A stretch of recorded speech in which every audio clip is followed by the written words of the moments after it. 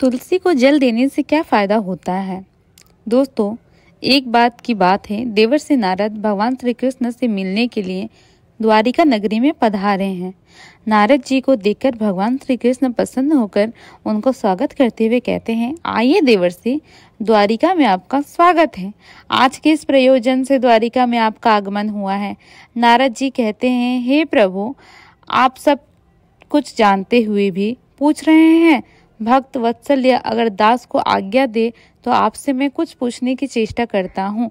बड़े ही दिनों से मेरे मन में यह शंका निर्माण हो रही है, सोचा आज आपसे पूछ ही लूं। श्री कृष्ण कहते हैं, हे देवर्षि, अवश्य पूछिए। आपकी हर शंका का समाधान करना मेरा कर्तव्य है। मैं जानता हूँ कि आप अवश्य ही समस्त मनुष्यों के हित की बात ही पूछेंगे, इसलिए आप निसंकोच होकर पूछिए। आपके मन में जो भी शंका हो उसका निवारण मैं अवश्य करूँगा। देवर्षि कहते हैं, हे प्रभु, देवी तुलसी का महात्मा तो मैं जानता हूँ और यह भी जानता हूँ कि भगवान विष्णु को तुलसी का पौधा अत्यंत प्रिय है, किंतु हे प्रभु, तुलसी को जल देने से मनुष्य को कौन सा फल मिलता है।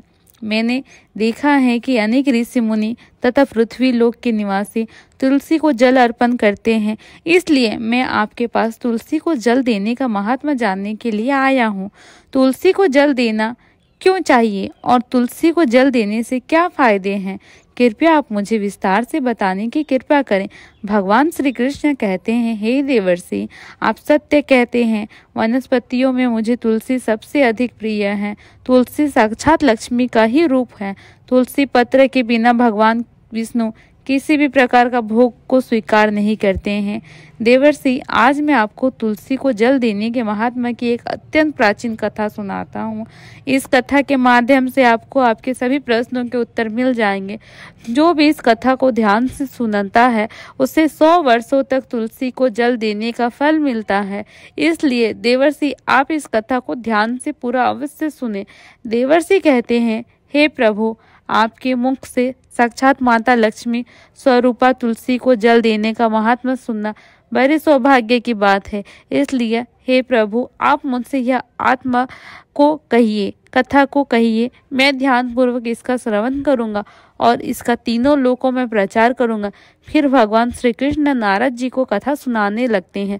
पूर्व काल की बात है, अवंतीपुर में धनेश्वर नाम का ब्राह्मण रहता था। वह जन्म से तो ब्राह्मण था, किंतु कर्म से भ्रष्ट, कपटी बुद्धि वाला, कंबल तथा चमड़ा आदि बेचकर धन कमाने वाला तथा अत्यधिक झूठ बोलने वाला था। उसका मन हमेशा बुरे काम करने में लगता रहता था। वह चोरी, गमन तथा जुए से आसक्त रहता था। उसने अपने जीवन में कभी पुण्य के काम नहीं किए, शास्त्रों का अध्ययन नहीं किया, पूजा पाठ भी नहीं किया। सदैव अपना मन दूसरों के धन पर लगा रहता था। वह दिन में धन कमाता, रात्रि में वेश्याओं के साथ रात बिताता था। इस प्रकार से वह अत्यंत पापी धनेश्वर ब्राह्मण अपना जीवन केवल पाप करने में व्यतीत करता था। उसने अपने मुंह से कभी भगवान विष्णु का नाम भी नहीं लिया और ना कभी देवी देवताओं का पूजन किया। इस प्रकार से पाप करते हुए उसे अनेक वर्ष बीत गए। फिर वह धनेश्वर ब्राह्मण खरीदी बिक्री करने के लिए महिष्मतीपुरी में जा पहुंचा और उस नगर के पास से नर्मदा नदी बहती है। उस स्थान पर उस नदी में स्नान करने के लिए दूर दूर से लोग आया करते थे। फिर वह ब्राह्मण उसी नदी के किनारे एक आश्रम में रहता ठहरा और उस आश्रम में अनेक विद्वान ब्राह्मण पुराणों का पठन तथा भगवान विष्णु की स्तुति में मग्न रहते थे। वह पाखंडी धनेश्वर भी ढोंग करता हुआ वहीं पर उनके साथ रुक गया। उन विद्वान ब्राह्मणों के साथ रह के उसे भी श्री हरि विष्णु के नाम सुनने का अवसर मिलता था। वह उस स्थान पर 1 महीने तक रुका। फिर वहां से आए लोगों ने गायों का पूजन करके ब्राह्मणों को भोजन कराया, तो उस पापी ब्राह्मण ने भी उनके साथ बैठकर भोजन किया और भगवान का प्रसाद ग्रहण किया। वहीं पर उस आश्रम में एक तुलसी का पौधा था। वह ब्राह्मण जाने अनजाने में ही उस तुलसी के पौधे में पानी डालता था। उसके मन में कोई विचार नहीं था वह क्या कर रहा है। वह रोज सुबह उठकर पात्र में पानी लेकर तुलसी के पौधे में डालता रहता था। फिर एक दिन वह आश्रम में सोया हुआ था तो उस स्थान पर एक सर्प आ गया और उस सांप ने उसे नींद में ही काट लिया। उस पापी ब्राह्मण की नींद में ही मृत्यु हो गई। सुबह जब अन्य ब्राह्मणों ने उसे बेहोश अवस्था में देखा तो उन्होंने उसके मुंह से तुलसी पत्र और तुलसी का जल डाल दिया। फिर उस सभी ब्राह्मणों को पता चला कि उसकी मृत्यु हो गई और उस पापी ब्राह्मण की मृत्यु के बाद उस स्थान पर यम के दूत प्रकट हुए और उसे पकड़कर यमलोक ले जाने लगे। रास्ते में जाते हुए वह ब्राह्मण विलाप करने लगा और यमदूतों से कहने लगा, हे यमदूत, तो मुझे कहाँ ले जा रहे हो? मेरी मृत्यु किस कारण से हुई है? तब यमदूत कहने लगे, अरे दुष्ट ब्राह्मण, तूने जन्म से लेकर मृत्यु तक बहुत पाप किए हैं। तेरे पापों के कारण ही तुझे एक काले सांप ने काट लिया और तेरी मृत्यु हो गई। अब हम तुझे यमलोक ले जाने के लिए यहाँ पर आए हैं। यमराज तेरे पाप कर्मों का लेखा जोखा देखेंगे और निश्चित ही तुझे वे नरक में डालेंगे। फिर वह ब्राह्मण जोर जोर से विलाप करने लगा और उन यमदूतों से क्षमा याचना करने लगा, किंतु यम के दूतों को उस पर जरा से भी दया नहीं आई और वे उसे पीटते हुए यमलोक लेकर गए। जब यम के दूत उस ब्राह्मण को लेकर यमराज के सामने पहुंचे गए तो यमराज के पास बैठे हुए चित्रगुप्त ने उस ब्राह्मण के जन्म से लेकर मृत्यु तक के कर्मों का लेखा जोखा निकाला और यमराज से कहने लगे, हे महाराज, इस ब्राह्मण ने तो बचपन से लेकर मृत्यु तक पाप ही पाप किए हैं। इसने कोई पुण्य का काम नहीं किया। यह तो मूर्तिमान पाप ही है। अल्प काल के लिए नरक में डाल दिया जाए। फिर यमराज कहते हैं, दूत, जीवन भर पाप करने वाले इस दुष्ट ब्राह्मण को उठाकर ले जाओ और इसे कुंभीपाक नामक नरक में डाल दो। यमराज के आदेश का पालन करते हुए यम के दूत हंसते हुए उस पापी ब्राह्मण को लेकर चले गए और उसे मुदर से पीटने लगे, जिससे वह ब्राह्मण का मस्तक टूट गया और वह उसे कुंभीपाक नामक नरक में ले गए। उस भयंकर नरक में खौलते हुए तेल के बड़े बड़े घड़े थे, जिसके नीचे भयंकर अग्नि धधक रही थी। फिर यमराज के दूत ने उस ब्राह्मण को उस खौलते हुए तेल के घड़े में डाल दिया, लेकिन जैसे ही वह ब्राह्मण उस खौलते हुए तेल के घड़े में गिरा, वह तेल एकदम से ठंडा पड़ गया। इस विचित्र घटना को देखकर उस यम के दूत को बड़ा आश्चर्य हुआ। ऐसा पहले कभी नहीं हुआ था। उसने कितने ही पापियों को उस तेल के घड़े में डाला था, वे सभी उस खौलते तेल में गिरकर छटपटाने लगते थे, लेकिन जैसे ही वह ब्राह्मण गिरा, हुआ तेल अचानक से शांत और शीतल हो गया।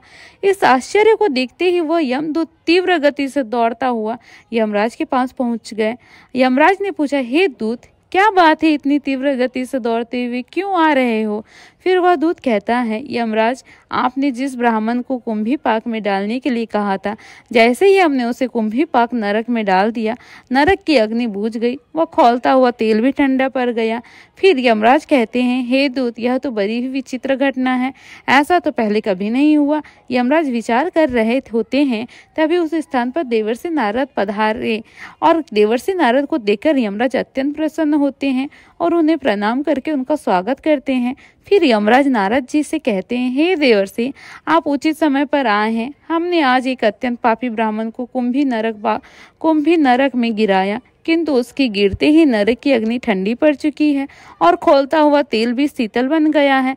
तब देवर्षि नारद यमराज से कहने लगते हैं, हे धर्मराज, आपने जिस ब्राह्मण को कुंभीपाक नरक में डाला है, वह नरक में डालने योग्य नहीं है, क्योंकि इस ब्राह्मण के द्वारा अनजाने में ही ऐसा कर्म हो गया है जो नरक का नाश करने वाला है। जो मनुष्य पुण्य करने वाले लोगों के साथ रहता है, उसे अनेक पुण्य का भाग अवश्य मिलता है, और यह ब्राह्मण तो 1 महीने तक भगवान विष्णु के भक्तों के साथ रहा है। इस ब्राह्मण में आश्रम में रहते हुए नित्य तुलसी को जल अर्पण किया है, इसलिए वह बहुत बड़ा पुण्यवान बन गया है। इसके समस्त पाप नष्ट हो गए और यह ब्राह्मण अब विश्व लोक जाने का अधिकारी बन गया है। इस ब्राह्मण ने अनजाने में ही इतना पुण्य कमाया है जो जन्म जन्मांतर में मनुष्य को प्राप्त नहीं होता है। इसलिए आप इसे नरक में ना पकाओ। ब्राह्मण के पापों के लिए इसे केवल इतना दंड दो, इसे नरक लोक का दर्शन कराओ। देवर्षि की बात सुनकर यमराज अत्यंत प्रसन्न होते हैं और ब्राह्मण को कुंभी नरक पाक से निकाल लेते हैं और अपने दूतों से कहते हैं, दूत, इस ब्राह्मण महात्मा को ले जाओ और संपूर्ण नरक का दर्शन कराओ। फिर यम के दूत उस ब्राह्मण को ले जाते हैं और संपूर्ण नरक को दर्शन कराने लगते हैं। देवर्षि, अब मैं आपको तुलसी के महात्म्य की दूसरी कथा सुनाता हूँ। भगवान श्री कृष्ण कहते हैं, इसलिए आप इसे भी ध्यानपूर्वक सुनिए। प्राचीन काल की बात है। सहाय पर्वत पर करवीरपुर में धर्मदत्त नाम के एक विद्वान ब्राह्मण रहा करते थे। धर्मदत्त भगवान विष्णु की भक्ति करने वाली, एकादशी का व्रत करने वाले तथा भली भांति भगवान विष्णु की भक्ति में सदैव ही तत्पर रहते थे। वह नित्य तुलसी का पूजन किया करते थे। नित्य सुबह जागकर तुलसी को जल देना, तुलसी की परिक्रमा करना, संध्या के समय तुलसी के पास दीपक जलाकर भगवान विष्णु का नाम स्मरण किया करते थे। द्वार पर आए हुए अतिथियों का वे आदर सत्कार करते थे। द्वार पर आए हुए अतिथि को वे भगवान विष्णु का रूप मानकर ही उनका सम्मान करते थे। उस ब्राह्मण के गांव में भगवान विष्णु का एक अत्यंत सुंदर और शोभायमान मंदिर था। एक दिन वह ब्राह्मण बहुत सुबह जल्दी जाकर स्नान आदि कार्य संपन्न करके भगवान विष्णु के मंदिर की ओर निकल जाता है। उसके पास भगवान के पूजन की समस्त सामग्री होती है और साथ में तुलसी जल भी होता है। मंदिर को जाने के लिए जंगल के मार्ग से वह निकल पड़ता है। कुछ देर तक चलने के बाद उसे एक राक्षसी दिखाई पड़ती है जो उसी की तरफ आ रही होती है। उस राक्षसी की आवाज़ बहुत भयंकर होती है जिसे सुनकर कोई भी भय से थर थर कांपने लग जाए। राक्षसी के दांत लंबे और टेढ़े मेढ़े होते हैं। उसकी लपक पाती जीभ और लाल रंग की आंखें और बड़े बड़े नाखून, ओठ, सिर पर बड़े बड़े सींग होते हैं जिसे देखकर कोई भी साधारण मनुष्य भयभीत हो जाए। वह भयंकर राक्षसी ब्राह्मण को देखकर उसे खाने के लिए उसकी तरफ आने लगती है। राक्षसी सोचने लगती है, आज तो बहुत ताज़ा मांस खाने को मिलेगा। आज मेरा शिकार मेरी तरफ ही आ रहा है। उस राक्षसी को देखकर और ब्राह्मण भयभीत हो जाता है और भगवान से रक्षा की प्रार्थना करने लगता है। वह ब्राह्मण उस राक्षसी से बचने के लिए झाड़ियों के पीछे छिप जाता है, लेकिन वह राक्षसी उसके नजदीक आ जाती है और कहने लगती है, हे मनुष्य, तू मुझसे बच नहीं सकता। तेरी मृत्यु तो तय है। आज ईश्वर ने तुझे मेरा ग्रास नियुक्त किया है, इसलिए तू बचने का व्यर्थ ही प्रयास कर रहा है।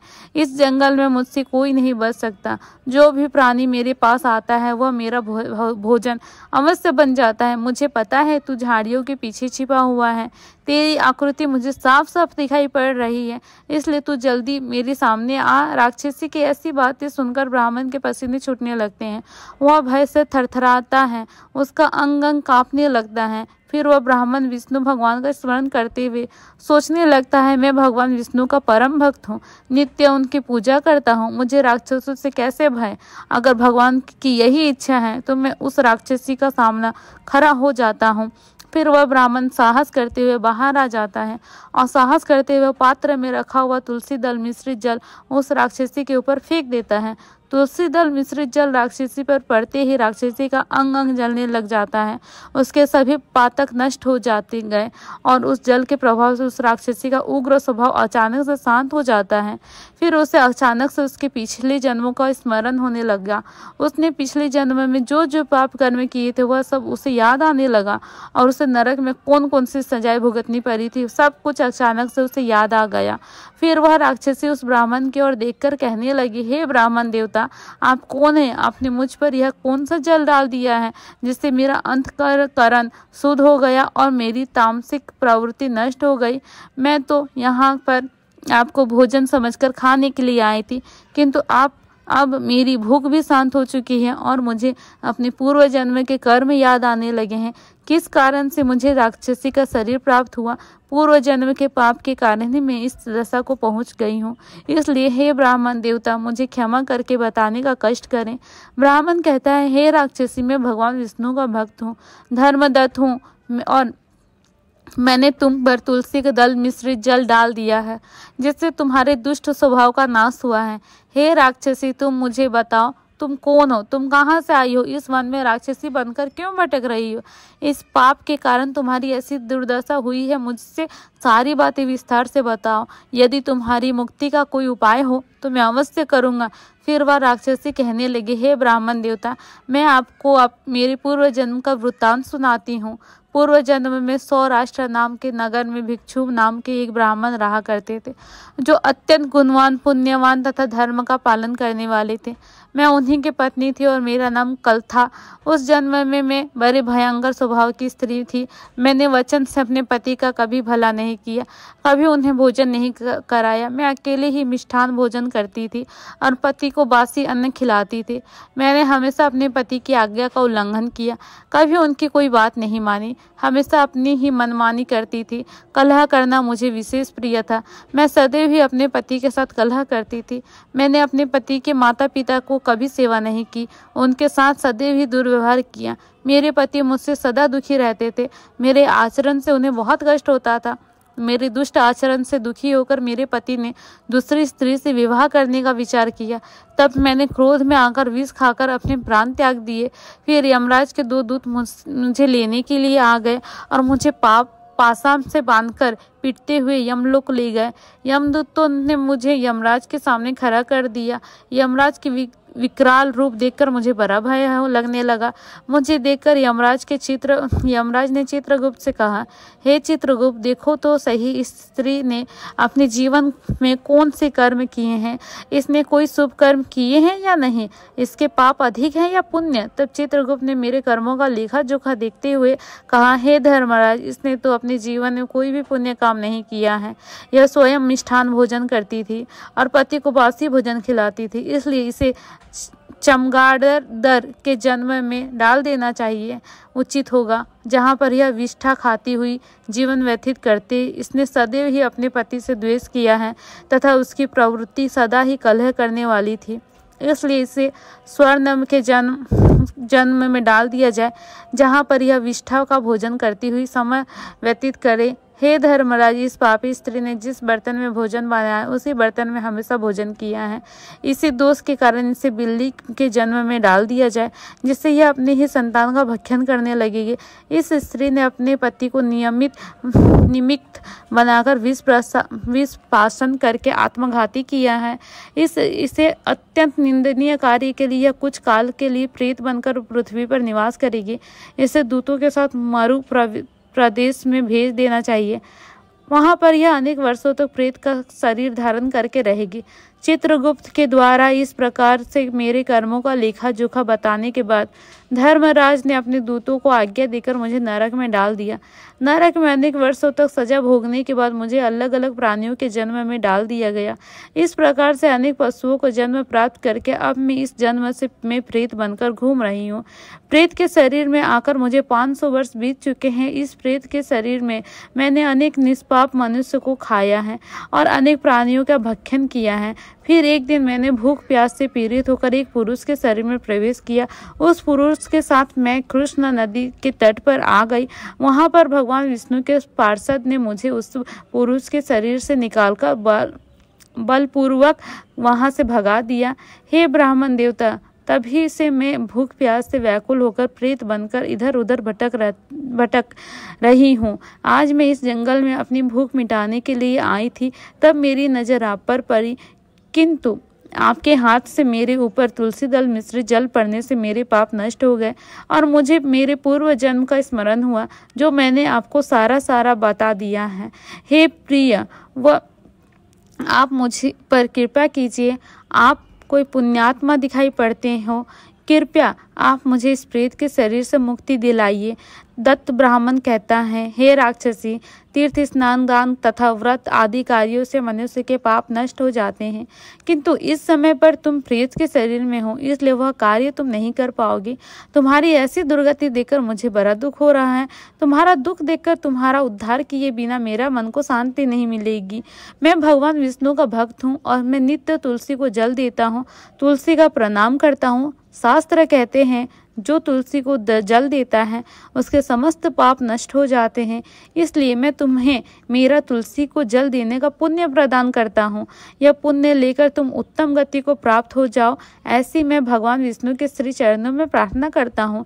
इतना कहकर धर्मदत्त ने भगवान विष्णु का स्मरण करते हुए तुलसी मिश्रित जल उस राक्षसी के शरीर पर डाल दिया।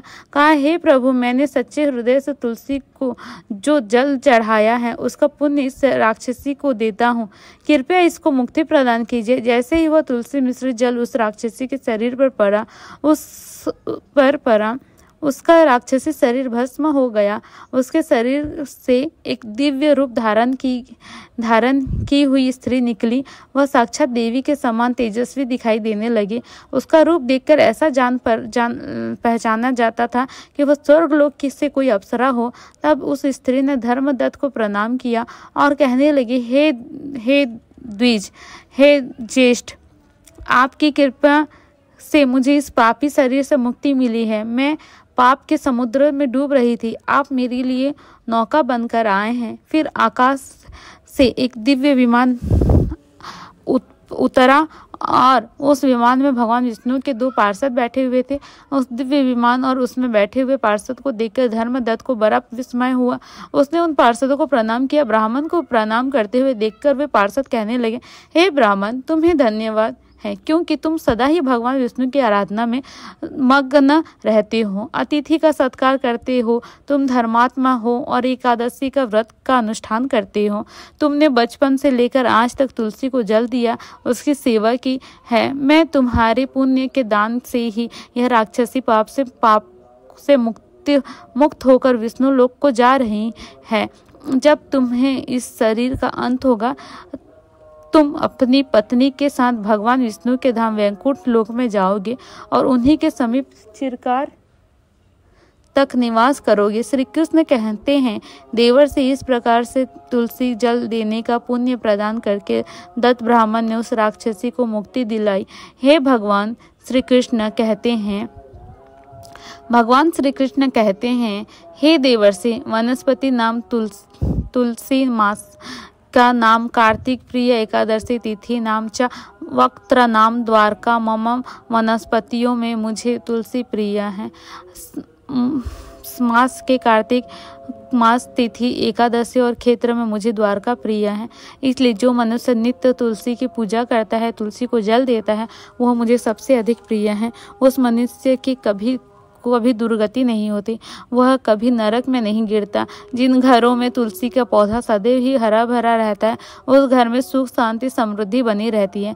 भगवान विष्णु की पूजा में और उन्हें चढ़ाए जाने वाले भोग में तुलसी के पत्र अवश्य होने चाहिए, क्योंकि तुलसी पत्र के बिना भगवान विष्णु किसी भी प्रकार का भोग स्वीकार नहीं करते।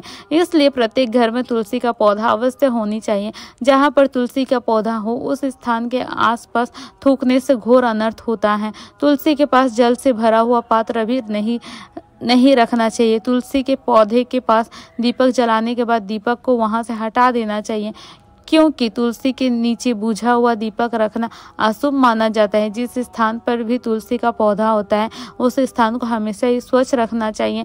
इसलिए नियमित रूप से तुलसी के पौधे का पास साफ सफाई का ध्यान रखें। शास्त्र के अनुसार मासिक धर्म के दौरान महिलाओं को तुलसी के पौधे में पानी नहीं डालनी चाहिए और तुलसी को स्पर्श करना भी वर्जित है। तुलसी को बिना स्नान किए जल नहीं देना चाहिए और पैरों में चप्पल आदि पहनकर भी तुलसी को जल ना दे। जो तुलसी को जल देते समय ध्यान रहें कि वह जल आपके पैरों पर ना पड़े, इससे तुलसी का अपमान होता है। श्री कृष्ण कहते हैं, नित्य तुलसी के दर्शन से मनुष्य को स्वर्ग की प्राप्ति होती है और तुलसी पत्र के सेवन से उसके सभी पाप नष्ट हो जाते हैं। तुलसी का पौधा हमेशा ही घर के सामने लगाना चाहिए। इससे पूर्व अथवा उत्तर दिशा के में लगाना सबसे अधिक शुभ माना गया है। देवर्षि, इस प्रकार से मैंने आपको तुलसी के जल देने का महात्मा दिया है। अब आपकी सभी शंकाओं का समाधान हो गया होगा। देवर्षि कहते हैं, प्रभु आप धन्य हैं। आप मुख से तुलसी को जल देने का महात्मा सुनकर मुझे बड़ी प्रसन्नता हो रही है। इस कथा का श्रवण करके मेरे मन की सभी शंकाओं का समाधान हो गया। अब मैं इस कथा का तीनों लोक में प्रचार करूंगा। तो दोस्तों, यह इस प्रकार से भगवान श्री कृष्ण ने तुलसी को जल देने का महात्मा नारद जी को सुना दिया। आपको यह कथा कैसी लगी, कमेंट करके अवश्य बताएं। अपनी इस कथा को ध्यान से पूरा सुना, इसलिए आप सभी का धन्यवाद। आप इस कथा को शेयर करके इसका प्रचार अवश्य करें। अगर जानकारी अच्छी लगे तो वीडियो को लाइक ज़रूर करें, कमेंट करें, साथ ही चैनल को सब्सक्राइब करना ना भूलें। धन्यवाद।